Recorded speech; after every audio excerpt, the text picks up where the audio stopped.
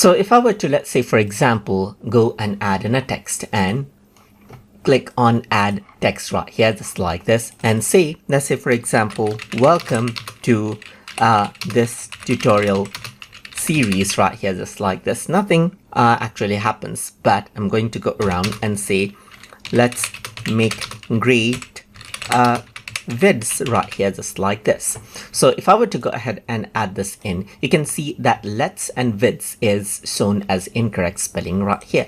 So this one, let's just go ahead and say I want to correct it, but I don't want this thing to be corrected right here. So I can go ahead and ignore this, but what I want is whenever I use this particular word, I always want it to be shown as correct. In that case, you can utilize something called personal dictionary.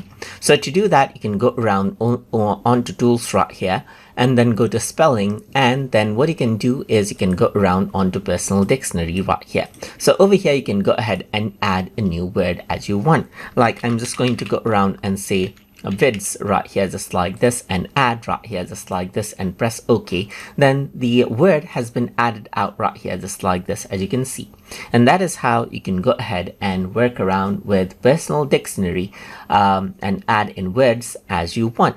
If you want to go ahead and remove it, then you can simply go around onto personal dictionary and remove out the word that you don't want as well. So if I were to go around over here, you can see that I can go ahead and add it as you want. And if you want to remove it, simply go ahead and click the dustbin icon, press OK, then it'll show a red underline beneath it, just like that again.